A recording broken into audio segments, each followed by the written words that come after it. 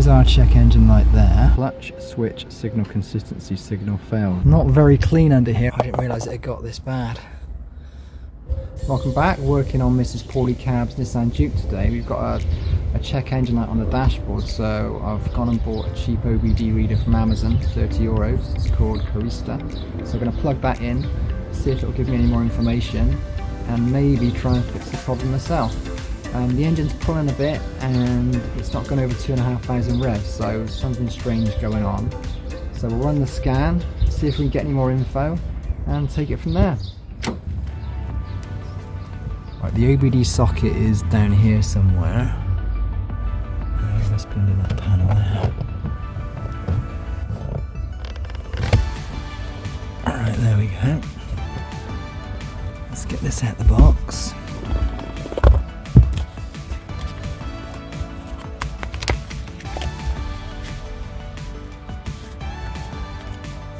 And plug in.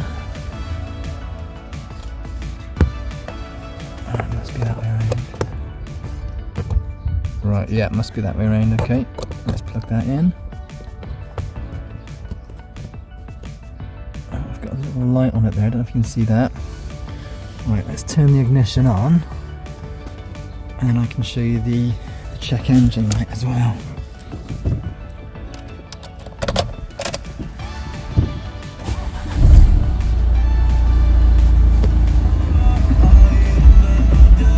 Right, there's our check engine light there. So what I'll do, I'll connect my phone to the reader, and then we'll see if we can get a bit more information. I'll put my phone on here, it's probably easier. And then Bluetooth on. I think I've got to turn the ignition on. There we go. There we go. Carista. Are we connected? Let's go back to the app.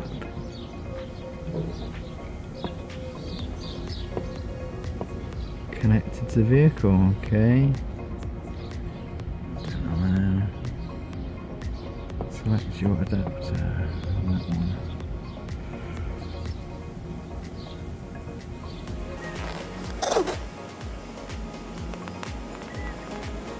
That one.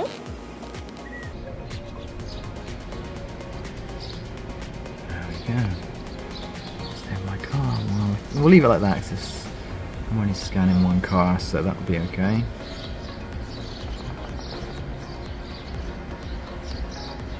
Save. So if I do diagnose, I think.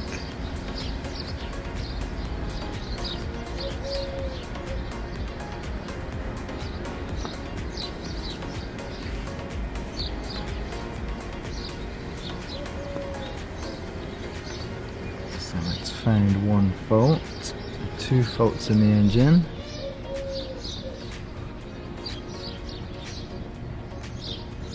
Three faults.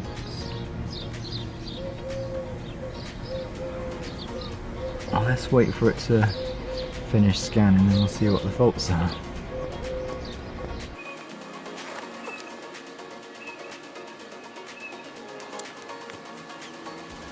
I don't know if I've got to wait for that to finish or... oh no, it's still scanning. Alright, 7 ECU scan.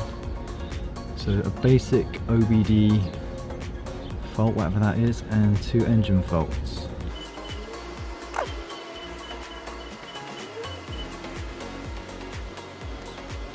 So I'm dying to see what the faults are, but I suppose I better wait until it's finished doing all the scans.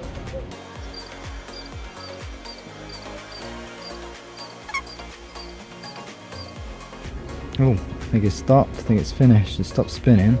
So if I go to basic faults first, see what that is. Mass or volume airflow A circuit range performance. Permanent, okay. I'm not going to reset anything, I'm just going to sort of see what they are. Pro access is required. I thought I got on month 3 anyway. Alright, I might might have to do that.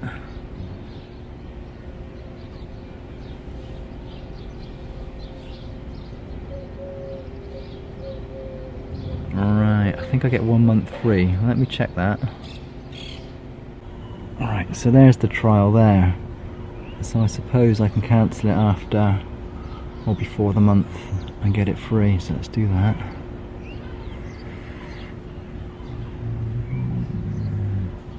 Right, now I've completed the purchase, it's showing me the faults. So, clutch switch signal consistency signal failed. So I'm guessing that's some sort of sensor. So nothing major, I didn't think. And then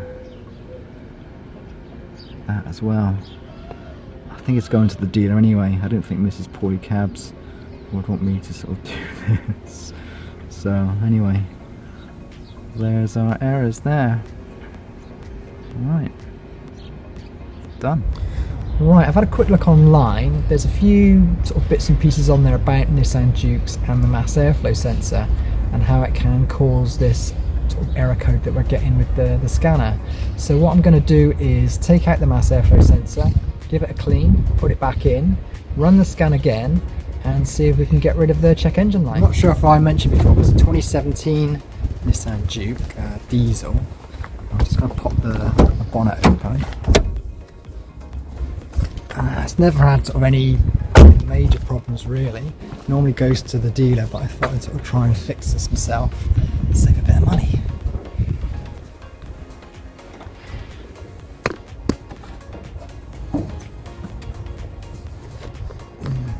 It's not very clean under here, as you can see, which might be part of the problem.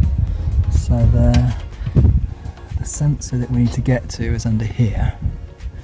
So I'm going to disconnect that tube and then unscrew this and take it out, and then we'll give it a clean and see if that makes a difference.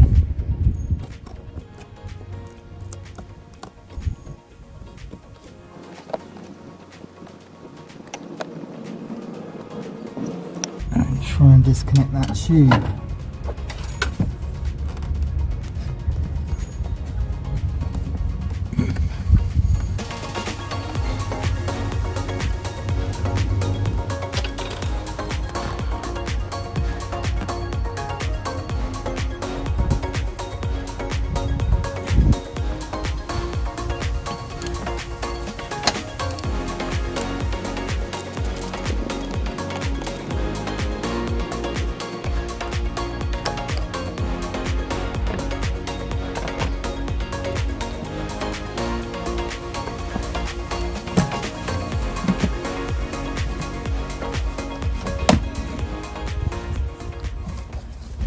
Alright, all this plastic tubing, I've managed to loosen this, and then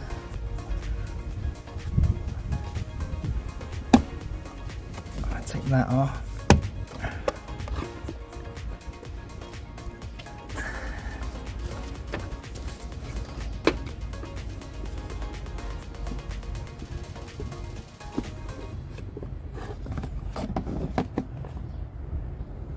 I think the air filter needs changing as well.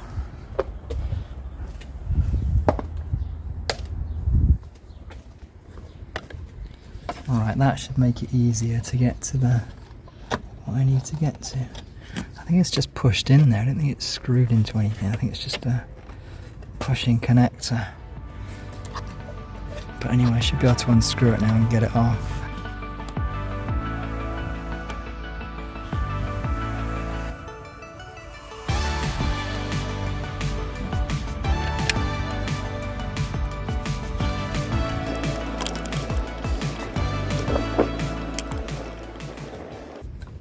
I do not want to drop this into the engine, which is my usual trick.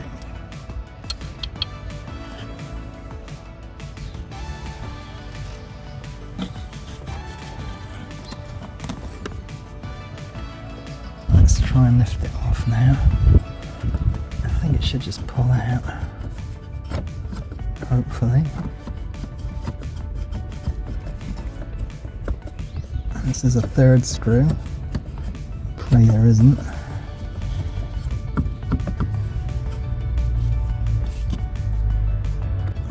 rubber seal come out there. Just lift it out.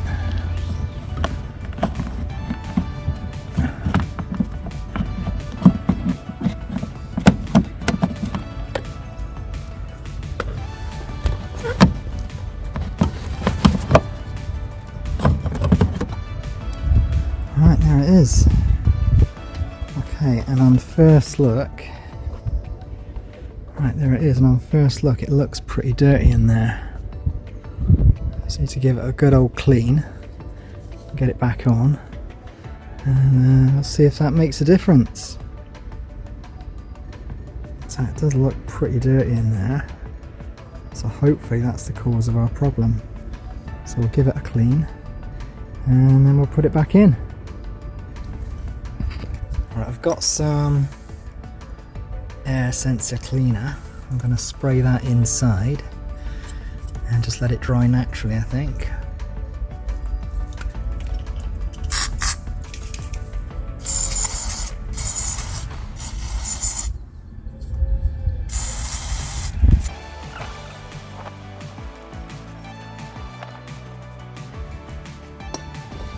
Maybe a cleanup will do the trick and I won't have to replace anything apart from the air filter.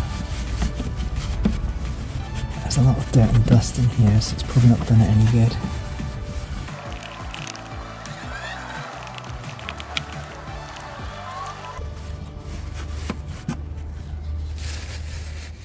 Right, I've got a new air filter as well, because if I show you the old one, you'll see just how bad it is. Look at that. I didn't realise it had got this bad. But that's not doing the engine any good at all. So we'll get that changed, put it back in with the clean sensor, and hopefully that'll do the trick. I'm a little bit worried about this actually, just maybe it's been in there sort of too long and got too dirty, so we'll see what happens and hopefully I don't have to replace it.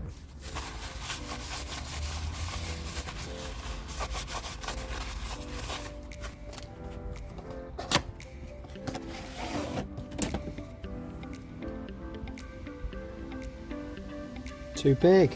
Right, managed to get another air filter, the right one this time. So let's put everything back together and then we'll try and get rid of those codes.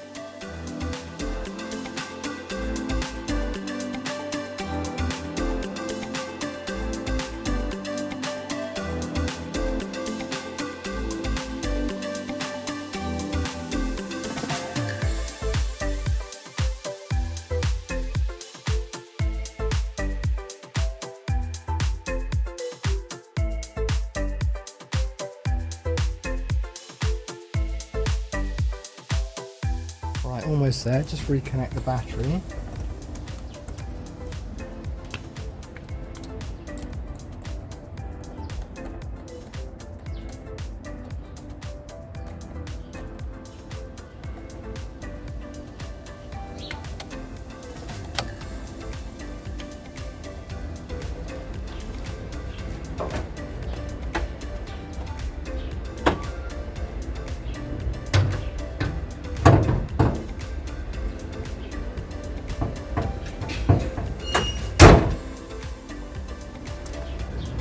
Right, let's start the engine up, let it run for a while. I'll do that before I try and clear the codes, just to let the engine sort of breathe a bit and run a bit.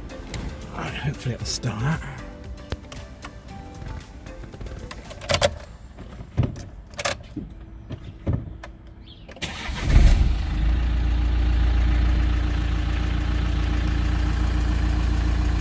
Still got the check engine light, but I'm expecting that.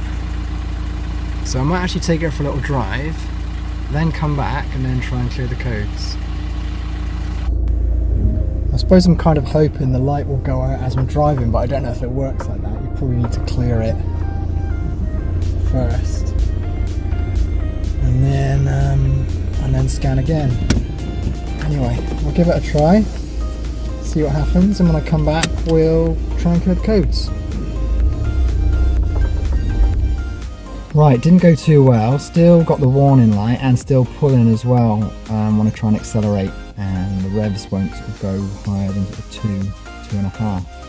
So what I'm going to do, I'm going to clear the codes, and if I can then take the car out again and give it another try.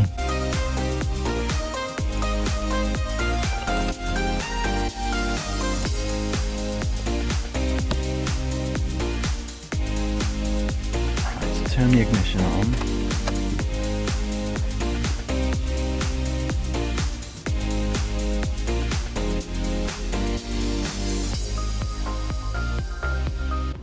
Alright, I've cleared the codes, so I'm just going to scan again to see what comes up.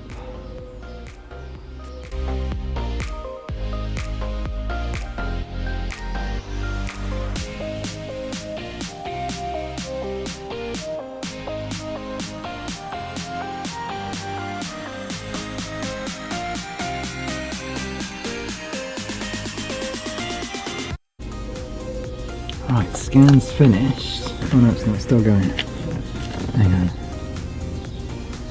thought I'd finished.